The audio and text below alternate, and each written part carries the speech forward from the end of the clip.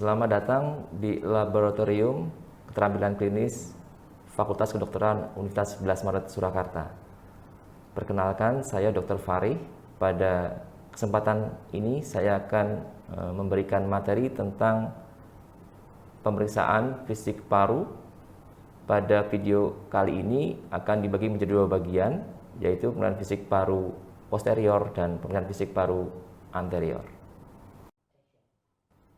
Gejala yang sering dikeluhkan oleh para pasien diantaranya adalah batuk, batuk berdahak, batuk berdarah, wheezing atau mengi, nyeri dada, dan sesak nafas. Pengetahuan tentang gejala respirasi dan juga patofisiologi serta keluhan lain serta di organ lain akan membantu kita menentukan pemeriksaan fisik paru. Ya, selamat pagi Pak. Pagi dok. Oke, saya Dr. Fari, saya yang bertugas pada pagi hari ini. Oke, saya berbicara dengan Bapak siapa? Bapak Bejo. Pak Bejo. Oke, umurnya berapa Pak Bejo? 30 tahun. 30 tahun. Alamatnya di mana Pak Bejo? Di Jebres. Di Jebres. Oke. Bapak tinggal di Jebres, terus kerjanya di mana? Kerjanya saya pemulung. Pemulung. Oke. Bapak datang ke sini karena apa ini Pak? Keluhan apa? Ada batuk dok. Batuk. Batuknya sudah berapa lama ini Pak Bejo? Sejak 1 minggu yang Satu lalu. minggu. Oke. Batuknya terus-terusan atau hilang timbul atau bagaimana? Atau dan kapan tambah berat begitu? Terus-terusan dok. Terus-terusan. Oke. Apakah sampai mengganggu tidurnya ini kalau batuknya? Iya, kadang-kadang mengganggu tidur. Oke. Terus apakah batuknya berdahak? Batuknya enggak berdahak. Oh, enggak berdahak kering ya Pak ya? Oke. Kalau apa kadang juga bisa pas kering juga kadang bisa muncul juga apa bisa dikeluarkan juga kadang-kadang. Sejauh ini belum. Belum ya. Oke. Apakah juga pernah ada campur darah begitu pas kering tiba-tiba keluar darah? Tidak ada? Tidak ada. Oke, ya. Selain itu apakah ada gejala-gejala lain, Pak Bejo? Enggak ada dok. Enggak ada. Oke. Ataukah mungkin ada keluarga yang sakitnya sama seperti ini? Tidak ada. Tidak ada. Oke, atau pernah dirawat sebelumnya ada enggak, Pak Bejo? Tidak. Tidak ada. Oke. Atau juga mungkin dari teman atau tempat kerja mungkin apakah ada juga yang sama sakitnya? Teman ada. Teman ada. Oke. Terus karena pemulung sering terpajar oleh debu-debu itu ya, jadi ya. Oke. Ya. Oke, terima kasih Pak Bejo dari keluhan yang disampaikan Pak Bejo. Ya, mungkin kita perlu melakukan pemeriksaan fisik paru ya. Di sini nanti ada pemeriksaan fisik paru. Jadi nanti mohon maaf tadi Pak Bejo nanti lepas baju, nanti duduk tiduran di bed pemeriksaan ya. Nanti sebelumnya saya akan cuci tangan dulu. Apakah Bapak bersedia? Misalkan saya periksa bagian depannya nanti. Bersedia dok. Oke, ya.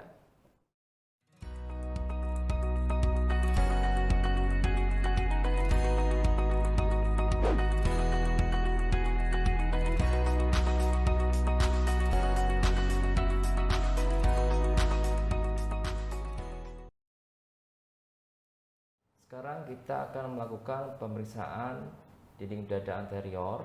Yang pertama adalah inspeksi.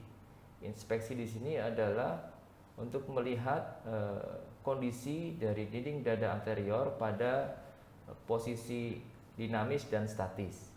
Pada posisi statis kita akan melihat beberapa kelainan atau tidak pada dinding dada anterior. Pada bentuk-bentuk dinding dada anterior yang bisa ditemukan diantaranya adalah pigeon chest, funnel chest, dan barrel chest.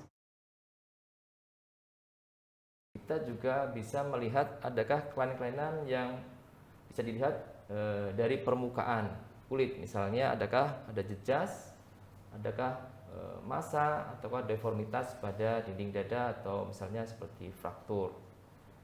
Untuk posisi dada pergerakan dinamis kita bisa melihat ya di situ adakah juga kelainan-kelainan seperti adakah retraksi di supraclavicular, adakah juga retraksi di intercosta ya atau di intercosta, dan juga mungkin juga kita akan melihat pergerakan dari dinding dada pada saat inspirasi dan ekspirasi.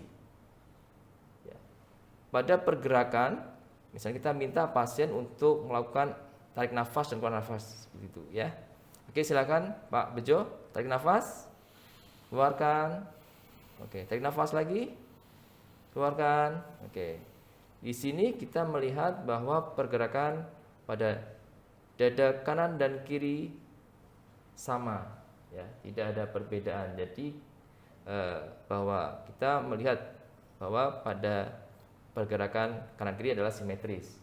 Namun pada pasien-pasien yang didapatkan kelainan bisa terjadi pergerakan yang tidak simetris. Pada pergerakan dada dinamis juga kita bisa mendapatkan atau melihat adanya pola-pola pernafasan yang abnormal pada pasien. Di antaranya adalah tachypnea, hyperpnea, Kussmaul atau Cheyne-Stokes pada pasien-pasien yang periksa ke dokter. Oke, selanjutnya setelah pemeriksaan inspeksi kita akan melanjutkan pemeriksaan palpasi. Pada pemeriksaan palpasi pada dinding dada anterior, kita akan melakukan pemeriksaan yaitu perabaan pada dinding dada anterior. Apakah ada kelainan, apakah ada massa, apakah ada kelainan struktur dari dinding dada. Ya, selain itu juga kita bisa menanyakan apakah ada rasa nyeri pada dinding dada. Apakah ada nyeri, Pak? Tidak ada, Dok. Tidak ada. Oke, setelah palpasi untuk dinding dada, kita melakukan apakah ada gangguan pada pengembangan dinding dada anterior. Kita akan melakukan pemeriksaan pengembangan dada yaitu, oke, kita taruh sini, kita tarik nafas, keluarkan, oke, tarik nafas lagi, keluarkan, oke, ya. Pada pemeriksaan pengembangan dada, kita melihat pergerakan dari jari ibu jari kita, ya. Apakah terjadi pergerakan yang simetris atau tidak? Pada paru yang normal akan terjadi pergerakan ibu jari yang simetris. Kemudian untuk palpasi yang lain adalah kita memeriksa taktil fremitus atau fremitus raba. Jadi nanti pasien akan diminta untuk mengatakan angka 77 untuk mengetahui resonansi dari dinding dada yang bisa dirambatkan sampai ke dinding dada. Oke, kita mulai dari superior. Hilang 77. 77. Oke, lagi. 77. Lagi. 77. Oke. 77. Oke, jadi kita apakah juga terjadi perbedaan antara dinding dada yang sebelah kanan dan sebelah kiri. Setelah kita lakukan pemeriksaan palpasi, kita akan melanjutkan pemeriksaan perkusi. Ya, pada perkusi dinding dada anterior, kita akan selain memeriksa keseluruhan dari dinding dada anterior, juga kita akan melihat perbatasan antara paru dengan liver atau hati, atau juga paru dengan jantung. Ya, yang pertama kita akan melakukan perkusi secara keseluruhan dan kita bandingkan antara dinding dada yang kanan dan sebelah kiri. Ya. Ya. Dilakukan secara singuler. Oke, ini sonor. Ya.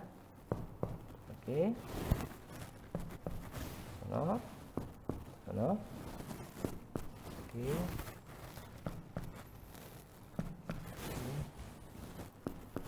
Ya, jadi untuk pemeriksaan adalah semuanya sonor, berarti kondisinya normal. Untuk melihat batas antara paru dengan liver, kita akan perkusi dari linea midclavicularis sebelah kanan, ya. Kita mulai dari XC2 ke bawah. Kita mendengarkan perubahan dari suara sonor ke redup. Ya, jadi ini ada perbatasan di sini. Ini masih sonor, mulai redup, ya, peralihan. Ya, di sini, ya. Jadi di sini ternyata ada perbatasan antara paru dan liver. Mungkin sekitar SIC 0,5 6 atau 7 di depan. Kemudian kita akan memeriksa perbatasan antara paru dan jantung. Kita bisa mengetahui apakah besar jantung itu normal atau tidak dari pemeriksaan batas paru dan jantung. Kita bisa dari jantung yang lateral ya ke medial, dan juga untuk daerah pinggang jantung dari SIC sekitar 3-4 ya ke bawah ya di sini. Kemudian dari di sini kita perkusi sonor. Oke. Oke, ini redup ya. Terus kemudian dari yang lateral. Oke, kita periksa. Oke. Oke, ya. Ya, di sini. Ya. Ya, ini di sini perbatasannya sekitar 2 atau 3 cm dari linea midclaviculis kiri. Jadi secara pemeriksaan besar jantungnya juga masih normal begitu, ya. Setelah perkusi, kita akan dilanjutkan dengan pemeriksaan auskultasi. Auskultasi di sini pada pemeriksaan auskultasi kita bisa akan mendengarkan suara yang normal maupun yang tidak normal. Suara yang normal kita bisa mendengarkan suara kalau di atas ini bisa suara tracheal, suara di atas marium selar ini kita bisa mendengarkan suara bronchial. Di SIC2 di sini kita menggunakan suara bronkovesikuler, dan kalau di daerah basal kita menggunakan suara vesikuler. Suara abnormal juga kita akan bisa dapatkan pada kondisi yang tidak normal, misalnya pada suara stridor atau wheezing, suara ronki basah halus atau ronki basah kasar, atau juga ditemukan adanya suara vesikuler yang menurun juga kita temukan. Pada pemeriksaan auskultasi kita akan melakukan beberapa titik ya untuk mendengarkan suara auskultasi dari bagian supraclavicular sampai ke basal. Ya, kita akan mendengarkan saat mendengarkan suara paru ya, kita mendengarkan satu siklus adalah suara saat inspirasi dan ekspirasi. Oke, kita akan suara paru ya. Oke, kita supraclavicular, coba tarik nafas. Keluarkan. Oke, lagi. Keluarkan. Oke. Nafas. Oke, ya. Oke.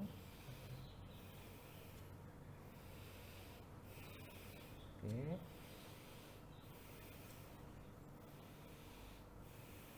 Ya.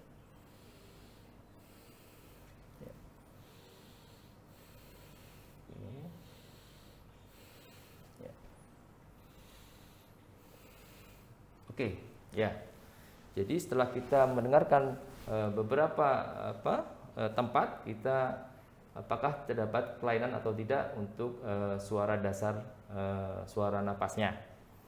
Kemudian apabila kita mendapatkan kelainan, misalkan suara vesikuler yang menurun di salah satu sisi dari paru, kita bisa pemeriksaan lanjutan adalah suara transmisi di sini ya, yaitu bisa kita periksa 3 suara, yaitu suara egofoni, bronkofoni, dan whisper pectorilogi.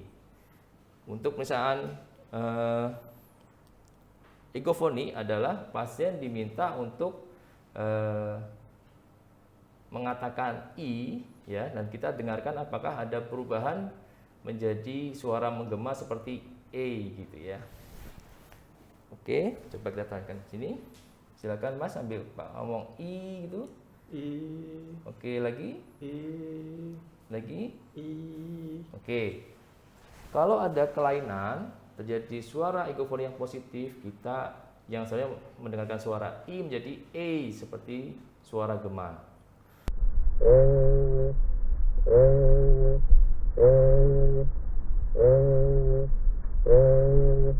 Untuk suara bronkofoni, kita pasien bisa mengatakan 1, 2, 3.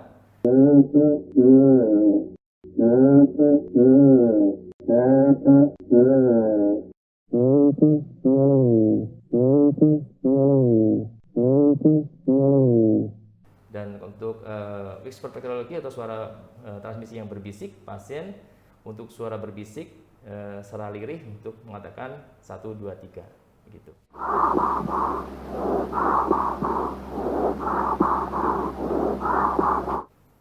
Baik Pak, pemeriksaan sudah selesai. Kita lanjutkan, mungkin Bapak nanti pakai baju dan silahkan duduk kembali. Saya akan cuci tangan untuk kita mendiskusikan hasil pemeriksaan fisik tadi. Baik dok. Ya.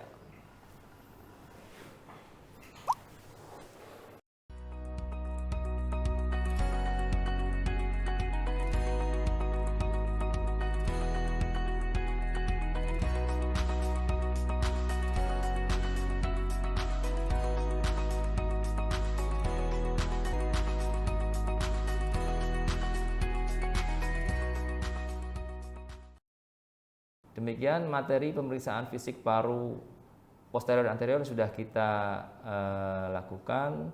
Semoga video tersebut bisa bermanfaat dan mohon maaf bila ada kekurangan. Terima kasih atas perhatiannya. Mungkin kita akan ketemu pada video-video selanjutnya. Terima kasih.